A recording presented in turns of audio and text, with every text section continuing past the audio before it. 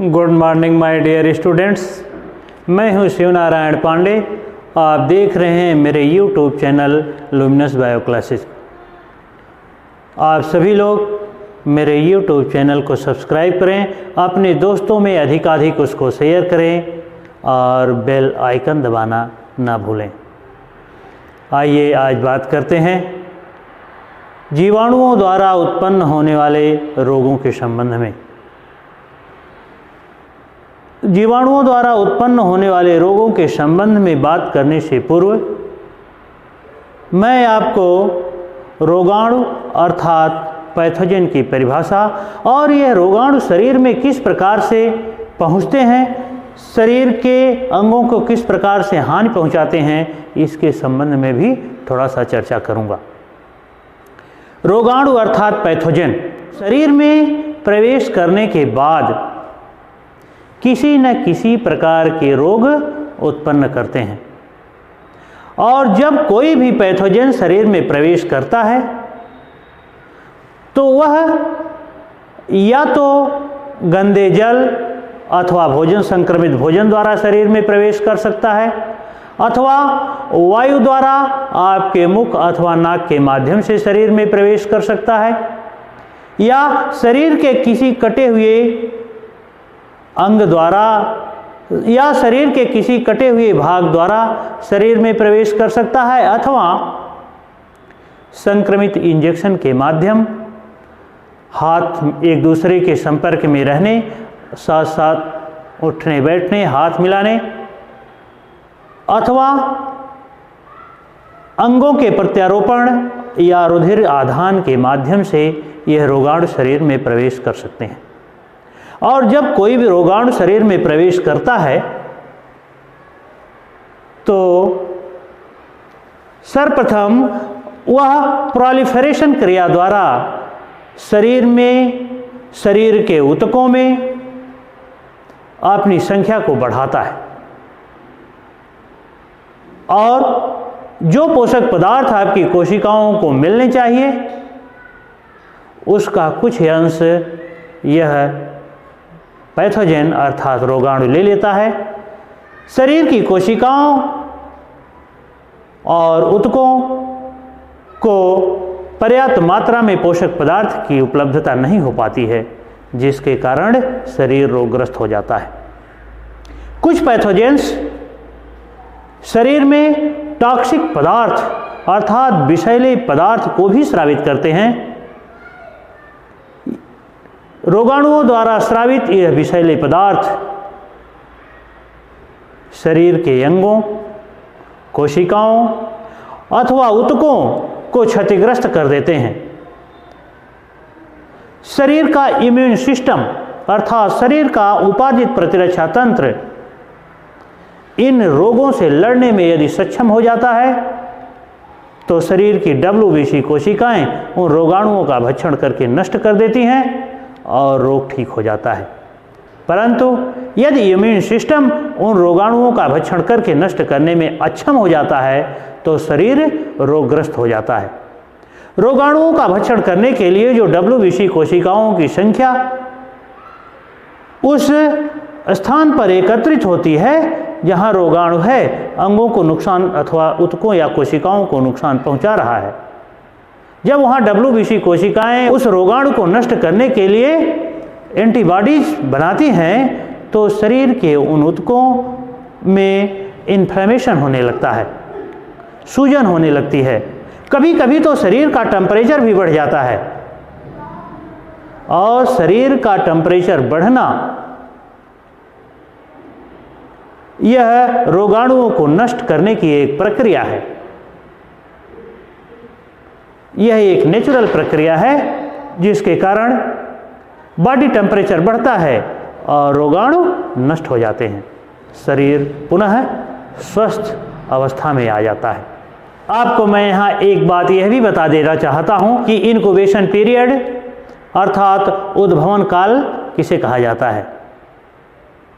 शरीर में रोगाणु के प्रवेश करने के दिन से लेकर के रोग के प्रथम लक्षण आने के बीच का जो समय होता है उसको ही इंक्यूबेशन पीरियड अर्थात उद्भवन काल कहा जाता है। इस बीच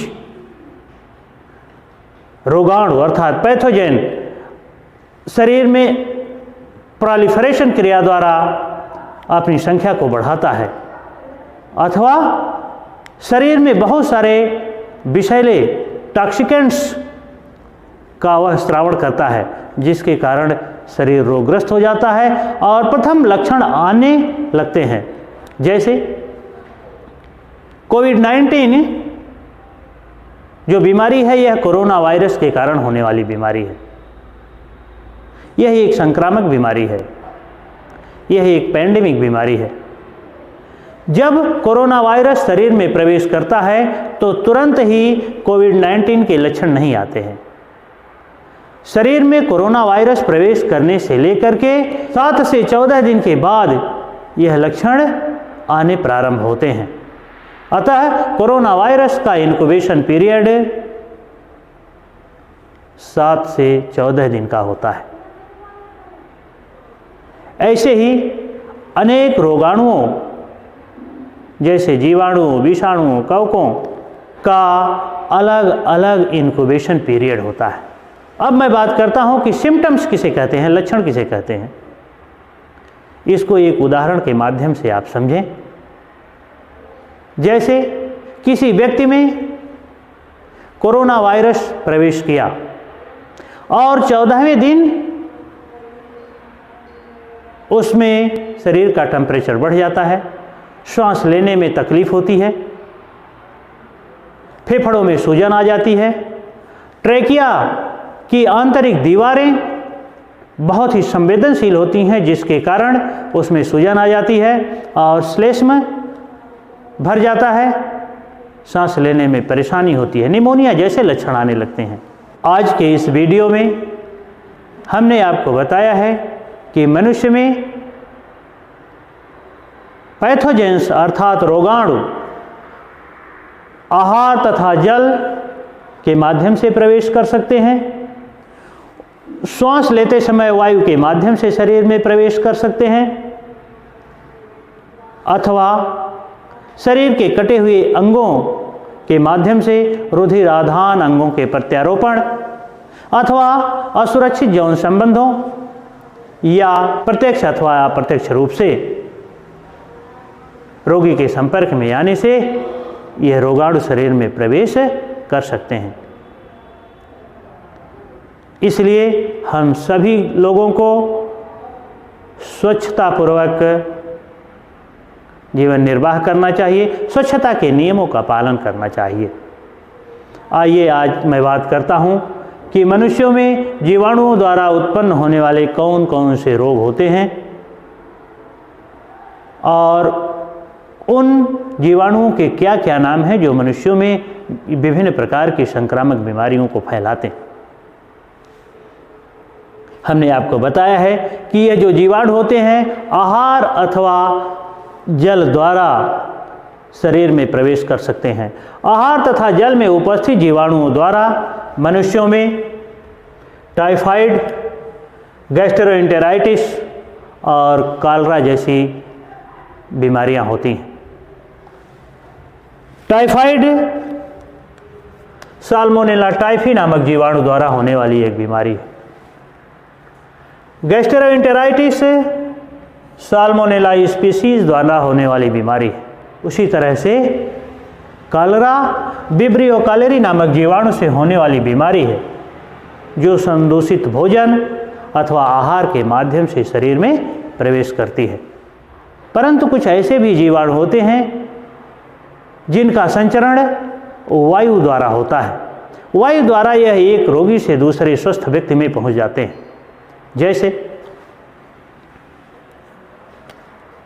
डिप्थीरिया जो रोग होता है जिसको रोहिणी रोग कहा जाता है, यह कोरोनोबैक्टीरियम डिप्थेरी नामक जीवाणु द्वारा होता है। पार्टोसिस अर्थात हुपिंग कफ जिसको काली खांसी कहते हैं, यह बॉर्डिटेला पार्टोसिस नामक जीवाणु द्वारा होने वाली बीमारी है। मेनिंजाइटिस लिस्टेरिया मोनोसिस्टोजेंस द्वारा होने वाली एक बीमारी है जिसको मस्तिष्क शोथ कहा जाता है। इसी तरह से ट्यूबरकुलोसिस, जिसको शॉर्ट में आप टीबी रोग कहते हैं, इसे क्षय रोग अथवा तपेदिक रोग भी कहा जाता है। इसको उत्पन्न करने वाला जो जीवाणु है, अर्थात टीबी रोग उत्पन्न करने वाला जो जीवाणु है, उसका नाम है माइकोबैक्टीरियम ट्यूबरकुलोसिस।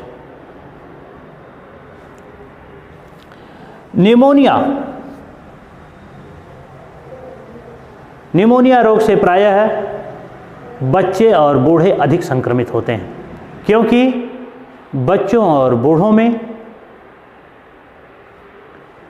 इम्यून सिस्टम नौजवानों की अपेक्षा थोड़ा वीक होता है, जिसके कारण वे आसानी से ही इसकी चपेट में आ जाते हैं। निमोनिया रोग को फैलाने वाला जो जीवाणु है, उसका नाम है स्ट्रेप्टोकाकस निमोनी।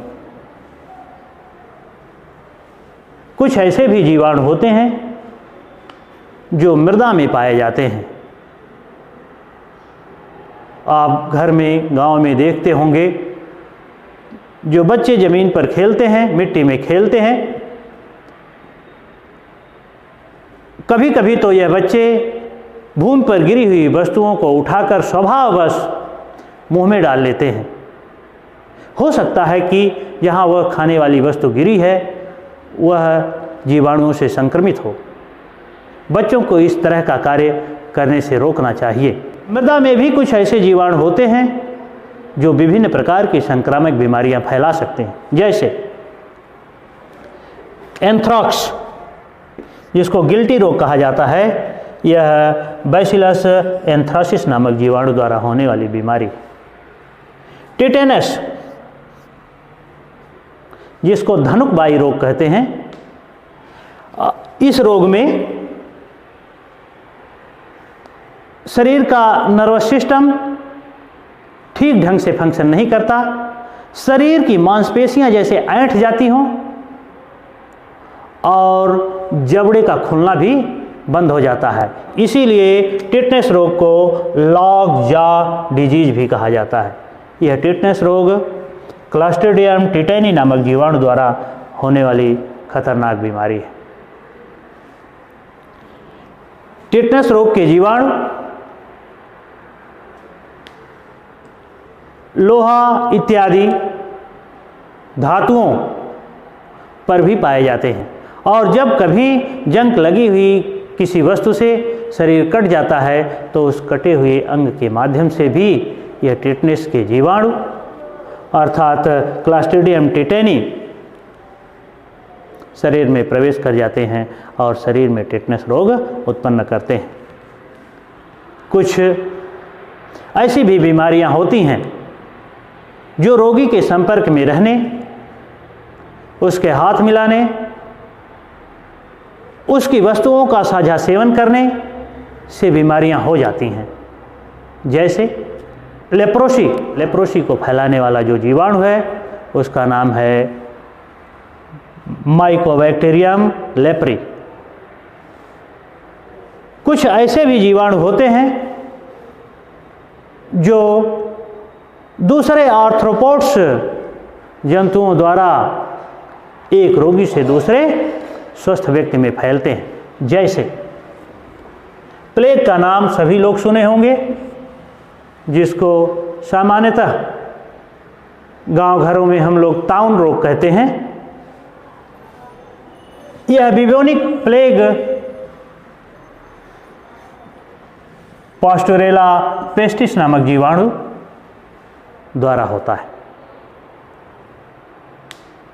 इस तरह से हमने जीवाणुओं द्वारा मनुष्यों में होने वाले विभिन्न रोगों के संबंध में आपको बताया। अब नेक्स्ट वीडियो में हम इन एक एक रोगों के संबंध में विस्तृत रूप से चर्चा करेंगे। उन रोगों के कारकों, रोगों के लक्षणों और उनसे बचने के उपाय के संबंध में विस्तृत रूप से चर्चा करेंगे। Thank you.